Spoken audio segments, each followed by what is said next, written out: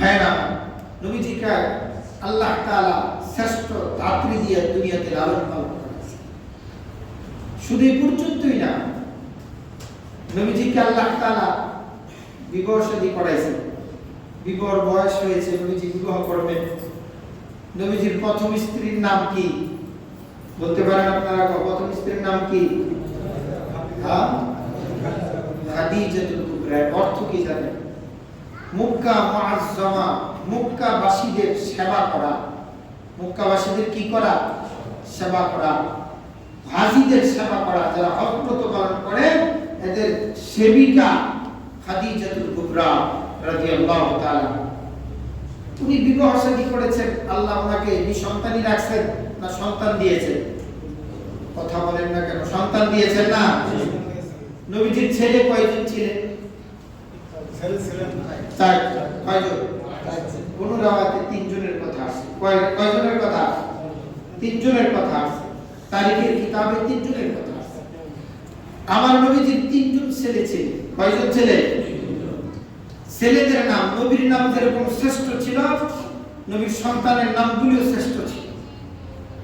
আল্লাহ রাসূল তার প্রথম সন্তান জন্মগ্রহণ করেছে হযরত খাদিজাতুল কুবরা পুরুষে।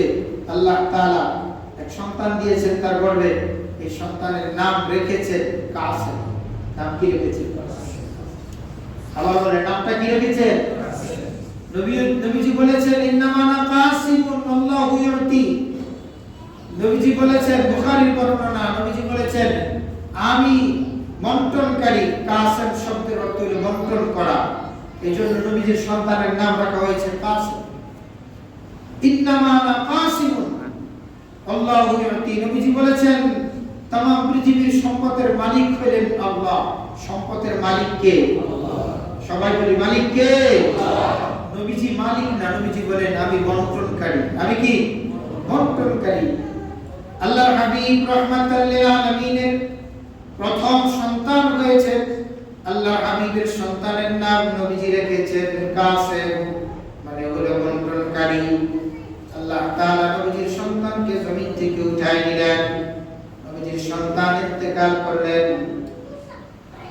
দ্বিতীয় আল্লাহ তাআলা নবীজিকে আরেকটি সন্তান দান করলেন। বলে ওই সন্তানের নাম হলো তয়্যিব। আল্লাহ তাআলা এই তয়্যিব শব্দের অর্থ হলো পবিত্র। আল্লাহ তাআলা নবীজির দ্বিতীয় সন্তানকে উঠিয়ে নিলেন। তৃতীয় মারিয়া ইফতিয়া করবে।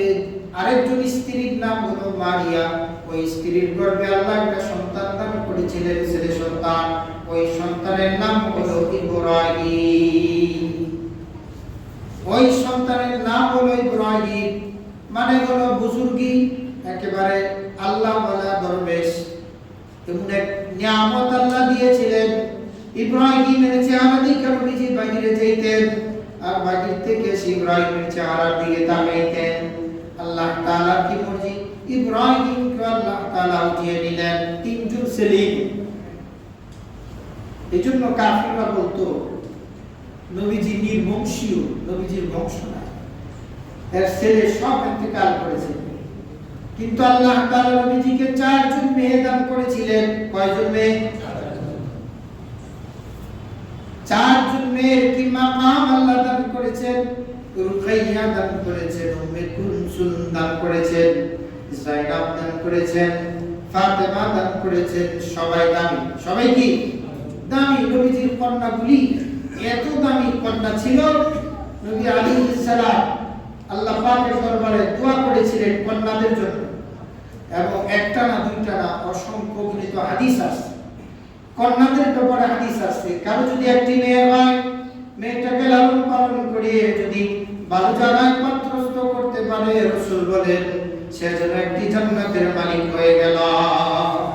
আল্লাহ রাসূল বলেন যদি দুটি মেয়ে হয় আর সুন্দরভাবে লালন পালন করে ভালো জায়গায় পাত্রস্থ করতে পারে, তাহলে আল্লাহ তাকে দুটি জান্নাতের মালিক বানিয়ে দিবেন, তিনটি জান্নাতের মালিক বানিয়ে দিবেন যদি তিন মেয়েকে বিবাহ দিতে পারে। আরে ভাই, কন্যা সন্তান আল্লাহ পাকের মনে রহমত, মনে রহমত, মনে রহমত। নবী আলাইহিস সালাম ওনার চার মেয়ে ছিল, চার মেয়ে বিবাহ দিয়েছেন, শ্বশুর হয়েছেন। আল্লাহর হাবিব মেয়েদের ব্যাপারে এতই বেশি বারবার বলতেন যে মেয়েরা হইল রহমত, মেয়েরা ঘরের রহমত।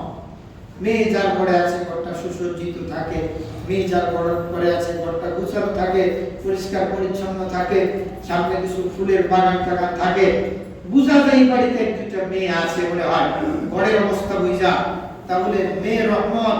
নবীজি বলেছেন মেয়েদেরকে অবহেলা না করা, এদের কদর দানি করা, এদেরকে মনে করা।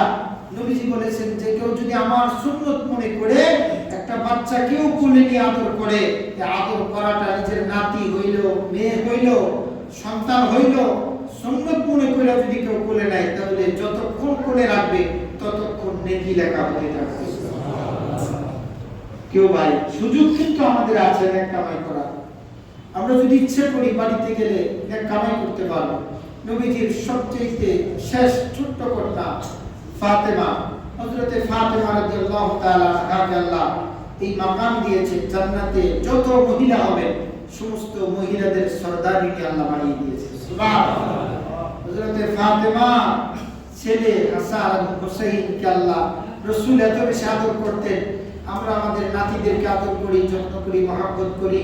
নবীজিও তার নাতিদেরকে আদর করতেন, যত্ন করতেন, মহব্বত করতেন, ভালোবাসতেন।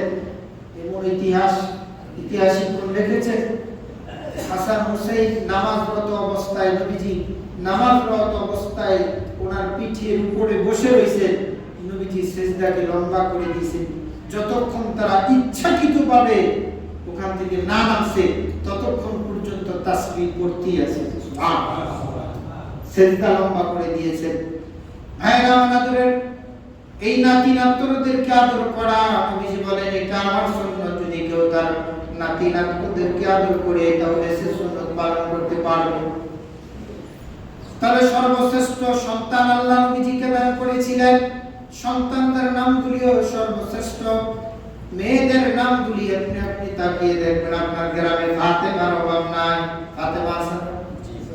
ফাতেমার অভাব নাই, উম্মে কুলসুমের অভাব নাই, রুকাইয়ার অভাব নাই, জয়নাবের অভাব নাই। শ্রেষ্ঠ নাম আল্লাহ নবী রেখেছিলেন বলেই তামাম দুনিয়াতে নামটা প্রচলন আছে। ইব্রাহিম নামের অভাব নাই, কত ইব্রাহিম আছে, মুবাশশির আছে, অভাব নাই। বলেছে এইভাবে ইসমাঈলের অভাব নাই। নবীদের নাম, নবীদের সন্তানের নাম দিয়া ভরপুর পৃথিবী। কিন্তু একজনের নাম কি হারুন, একজনের নাম কি ফেরাউন, একজনের নাম কারুন, একজনের নাম নমরুদ। কি বলে আমরা কেউ রাখছি এই পর্যন্ত? আছে কোথাও? নামের ভিতরেও কিন্তু গুণ আছে। যদি আপনি ইসলামী নাম রাখেন বরকত হবে ইনশাআল্লাহ। আল্লাহ সুবহানাহু ওয়া তাআলা বিবিতে আল্লাহ রাসূলকে আল্লাহ বরকত দান করেছিলেন। বলে বিবিরা এরকম ছিল, নবীজির অর্থকড়ি কম ছিল, টাকা পয়সা কম ছিল। খাদিজাতুল কুবরার কাছে গিয়ে বলেছেন, খাদিজা কি বিয়ে করেছো তুমি? আমরা কত ধনী মানুষ ছিলাম, কত সওদাগর ছিলাম, ব্যবসায়ী ছিলাম, আমাদেরকে লাইক করলা না, পছন্দ করলা না। কোথায় সে আব্দুল্লাহর পুত্র মুহাম্মদ সাল্লাল্লাহু আলাইহি ওয়াসাল্লামকে তুমি চয়েস করলা? নাই। হযরত খাদিজা মক্কাবাসীর সামনে দাঁড়িয়ে বলেছিলেন, তোমরা কি বলো? আমি প্রশ্ন করব, আমার প্রশ্নের উত্তরগুলি দাও। বলে ঠিক আছে, প্রশ্ন করা। বলে এক নাম্বার, এই মক্কার ভিতরে সবচেয়ে বংশীয় মর্যাদায় চরিত্রবান ব্যক্তির নামটা বলো। সকলে বলে মুহাম্মদুর রাসূলুল্লাহ সাল্লাল্লাহু আলাইহি ওয়াসাল্লাম। নবীজির চাইতে উত্তম বংশীয় মানুষ দুনিয়াতে আর কেউ নাই। হযরতে খাদিজা আবার বলেন, বলো তো দেখি এই মক্কার ভিতরে সবচেয়ে আমানতদার ব্যক্তির নাম বলো। সকলে বলে মুহাম্মদুর রাসূলুল্লাহ সাল্লাল্লাহু আলাইহি ওয়াসাল্লাম। বলতে বলতে বলতে বলতে সবাই যেটাই বলে এটার উত্তর নবীজির নাম চলে আসে। সকলে মিলে এবার এক বাক্যে বলল, সব ঠিক আছে, কিন্তু লোকটা গরিব গরিব গরিব গরিব গরিব, তার টাকা নাই, পয়সা নাই। খাদিজাতুল কুবরা ডাক দিয়ে বলে, শোনো, মুহাম্মদুর রাসূলুল্লাহ সাল্লাল্লাহু আলাইহি ওয়াসাল্লাম গরিব হতে পারে,